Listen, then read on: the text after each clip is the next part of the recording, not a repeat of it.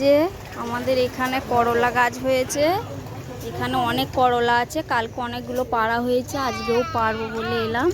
দেখি এখানে একটা দেখছিলাম জানো, এই তো এই দেখো আমাদের গাছের করলা। এইটা তুলে নিই, আজকে করলা দিয়ে আলু দিয়ে মা বললো তরকারি করবে।